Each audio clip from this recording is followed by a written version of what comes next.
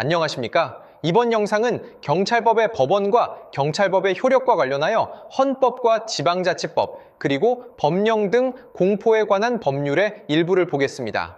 경찰행정법의 기초 관련 법령은 경찰학에서는 경찰행정법 앞부분에 있지만 실무종합은 경찰작용법 일반론 제1절에 법규명령과 행정규칙과 함께 있으니 참고해서 보길 바랍니다. 이 부분은 최근에 출제가 되고 있으니 확실하게 해두길 바랍니다. 먼저 헌법인데 1편에서 보았던 헌법 내용 중 일부입니다. 제53조 제1항 국회에서 의결된 법률안은 정부에 이송되어 15일 이내에 대통령이 공포한다. 15일 이내에 대통령이 공포, 15일 이내. 제7항 법률은 특별한 규정이 없는 한 공포한 날로부터 20일을 경과함으로써 효력을 발생한다. 법률의 효력 발생은 공포한 날로부터 20일을 경과. 이 조문은 법령 등 공포에 관한 법률 제13조와 같이 해야 합니다. 해당 조문을 한번 볼까요? 대통령령, 총리령 및 부령은 특별한 규정이 없으면 공포한 날부터 20일이 경과함으로써 효력을 발생한다. 대통령령, 총리령 및 부령도 법률과 똑같이 20일이 경과함으로써 효력을 발생합니다. 이론 강의 때 자세하게 다루었지만 법규 명령도 법률과 같은 효력을 갖기 때문입니다. 효력 발생은 대통령령, 총리령 및 부령도 법률과 똑같이 공포한 날로부터 20일. 20일은 중요합니다. 제75조 대통령은 법률에서 구체적으로 범위를 정하여 위임받은 사항과 법률을 집행하기 위하여 필요한 사항에 관하여 대통령령을 발할 수 있다. 대통령령도 법규명령이고 법규명령에는 위임명과 집행명령이 있다고 이론에서 배웠습니다. 법률에서 구체적으로 범위를 정하여 위임받은 사항은 위임명령이고 법률을 집행하기 위하여 필요한 사항은 집행명령입니다. 제95조 국무총리 또는 행정각부의장은 소관사무에 관하여 법률이나 대통령령의 위임 또는 직권으로 총리령 또는 부령을 발할 수 있다. 위임 또는 직권으로 위임으로도 가능하고 직권으로도 가능하다는 것이 중요합니다. 여기서 잠깐 이론에서 배웠던 법규명령에 대해서 확인하고 가겠습니다. 법규명령은 그 내용에 따라 법률에서 위임받은 사항을 정하는 위임명령과 법률을 집행하기 위한 집행명령으로 나눌 수 있고 방금 헌법에 근거한 발동 형식에 따라 대통령령, 총리령, 부령으로 나누어집니다.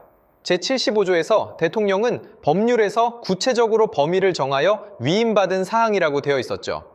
그래서 위임명령은 헌법상의 일반적 근거만으로는 제정할 수 없으며 개별적 구체적인 근거가 있어야 하고 수권의 범위 내에서 제정되어야 한다고 합니다.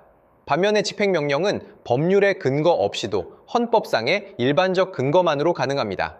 다시 제95조를 보겠습니다. 국무총리 또는 행정각부의장은 소관사무에 관하여 법률이나 대통령령의 위임 또는 직권으로 총리령 또는 부령을 발할 수 있다. 위임은 법률이나 대통령령의 위임이라고 되어 있죠. 직권은 그냥 헌법의 직권으로 되어 있고요. 이제 근거를 확실하게 이해할 수 있겠죠. 물론 법규명령의 제정에는 헌법, 법률 또는 상위명령의 근거가 필요하다고 하면 맞는 지문이 됩니다. 다음은 경찰법의 법원에서 배우는 지방자치법입니다. 경찰행정법의 법원은 일반적으로 성문법원과 불문법원으로 나눌 수 있으며 헌법, 법률, 명령, 국제조약, 조례, 규칙은 성문법원에 해당하고 일정한 형식을 갖추지 않은 관습, 판례법, 조리는 불문법원에 해당합니다. 지방자치법은 성문법원의 조례와 규칙에 대해서 규정하고 있습니다. 자, 조문을 보겠습니다. 제28조 조례 제1항 지방자치단체는 법령의 범위에서 그 사무에 관하여 조례를 제정할 수 있다. 다만 주민의 권리 제한 또는 의무 부과에 관한 사항이나 벌칙을 정할 때에는 법률에 위임이 있어야 한다. 시험에 자주 출제가 되는 조항입니다. 먼저 조례 제정의 주체가 지방의회가 아니라 지방자치단체라는 걸 알아두어야 합니다.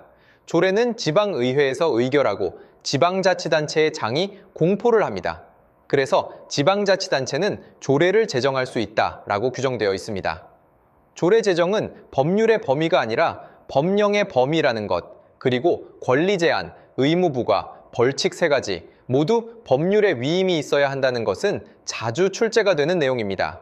조례 제정은 법령의 범위에서 권리 제한, 의무 부과, 벌칙은 법률에 위임이 있어야 출제 형식은 법령과 법률을 바꾸거나 또한 권리 제한, 의무 부과, 벌칙 세 가지 모두 법률에 위임이 있어야 하는데 셋 중 하나를 제외라고 하여 틀린 지문으로 만듭니다. 예를 들어 주민의 권리 제한을 제외하고 의무 부과에 관한 사항이나 벌칙을 정할 때라고 하면 틀린 지문이 됩니다. 제2항 법령에서 조례로 정하도록 위임한 사항은 그 법령의 하위 법령에서 그 위임의 내용과 범위를 제한하거나 직접 규정할 수 없다. 법률 유보의 원칙상 당연한 조항입니다. 최근에 순경시험에 출제된 적이 있습니다. 제29조 규칙 지방자치단체의 장은 법령 또는 조례의 범위에서 그 권한에 속하는 사무에 관하여 규칙을 제정할 수 있다. 규칙은 지방자치단체의 장이 제정하는 법규 형식입니다. 법령 또는 조례의 범위도 중요합니다. 법령 또는 조례가 위임한 범위는 틀린 지문이 됩니다. 정리하면 조례는 지방자치단체가 법령의 범위에서, 규칙은 지방자치단체의 장이 법령 또는 조례의 범위에서 제정할 수 있다.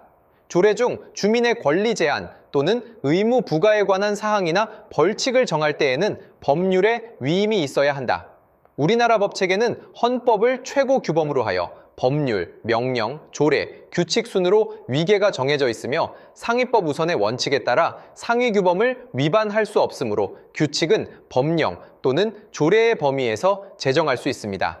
제32조 조례와 규칙의 제정 절차 등 경찰학에서는 제1항, 제2항과 제8항 정도만 해두어도 됩니다. 나머지는 가볍게 읽어만 보겠습니다. 제1항 조례안이 지방의회에서 의결되면 지방의회의 의장은 의결된 날부터 5일 이내에 그 지방자치단체의 장에게 이송하여야 한다. 제2항 지방자치단체의 장은 제1항의 조례안을 이송받으면 20일 이내에 공포하여야 한다. 5일 이내에 장에게 이송, 장은 20일 이내에 공포. 제3항 지방자치단체의 장은 이송받은 조례안에 대하여 이의가 있으면 제2항의 기간에 이유를 붙여 지방의회로 환부하고 제의를 요구할 수 있다. 이 경우 지방자치단체의 장은 조례안의 일부에 대하여 또는 조례안을 수정하여 제의를 요구할 수 없다. 제4항 지방의회는 제3항에 따라 제의 요구를 받으면 조례안을 제의에 붙이고 제적의원 과반수의 출석과 출석의원 3분의 2 이상의 찬성으로 전과 같은 의결을 하면 그 조례안은 조례로서 확정된다.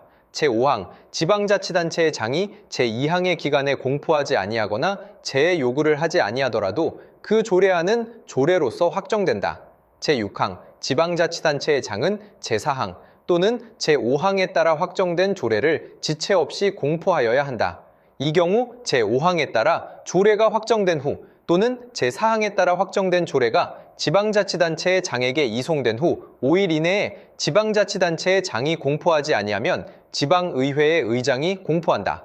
제7항, 제2항 및 제6항 전단에 따라 지방자치단체의 장이 조례를 공포하였을 때에는 즉시 해당 지방의회의 의장에게 통지하여야 하며 제6항 후단에 따라 지방의회의 의장이 조례를 공포하였을 때에는 그 사실을 즉시 해당 지방자치단체의 장에게 통지하여야 한다.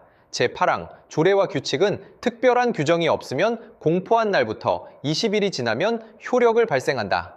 조례와 규칙, 대통령령, 총리령 및 부령도 법률과 똑같이 모두 20일이 경과함으로써 효력을 발생합니다.